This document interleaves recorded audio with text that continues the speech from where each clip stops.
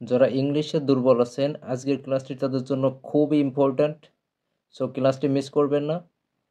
আমাদের যে সাবজেক্টগুলো থাকে সেন্টেন্স লেখার জন্য, তো ওই সাবজেক্টগুলোর পর কোন সাবজেক্টের পর কোন সাহায্যকারী ক্রিয়াটা বসে এটা জানা খুবই ইম্পর্ট্যান্ট। প্রেজেন্ট টেন্সে আমাদের সাহায্যকারী ক্রিয়া থাকে অ্যাম ইজ আর।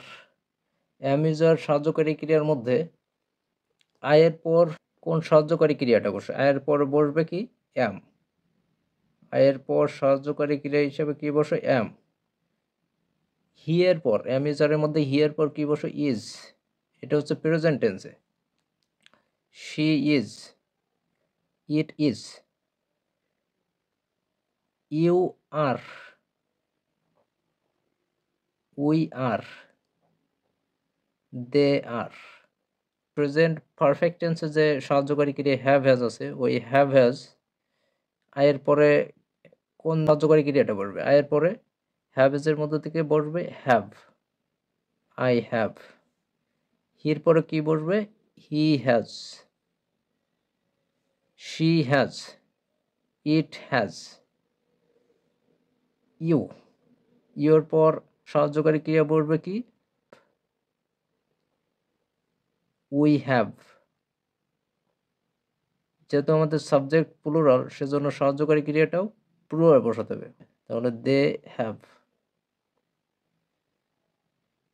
এবার আমরা আসি ফার্স্ট টেন্সে। ফার্স্ট টেন্সের সাহায্যকারী ক্রিয়া হচ্ছে ওয়াজ ওয়্যার। ওয়াজ ওয়্যারের মধ্য থেকে আয়ের পর কি বসে? আয় হচ্ছে সিঙ্গুলার সাবজেক্ট, তাহলে এর পরবর্তী সাহায্যকারী ক্রিয়াটা সিঙ্গুলার বসবে। দ্যাট মিনস ওয়াজ ওয়্যারের মধ্য থেকে কি বসবে? ওয়াজ।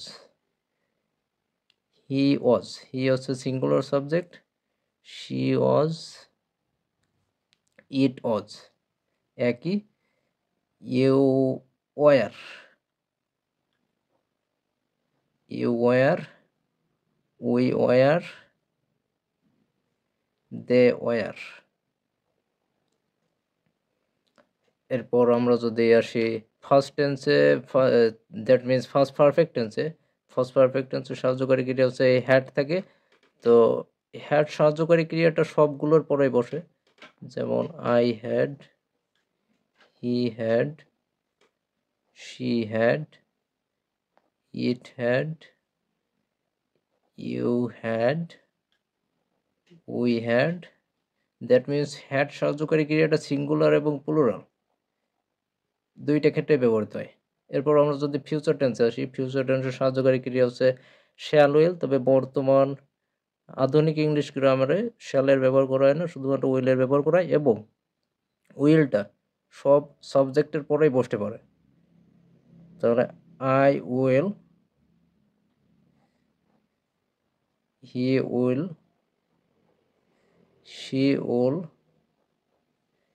ইট will, you will, we will, they will. এই যে আমাদের কোন সাবজেক্টের পর কোন সাহায্যকারী ক্রিয়াটা বসবে আমরা এটা বসাই ফেললাম।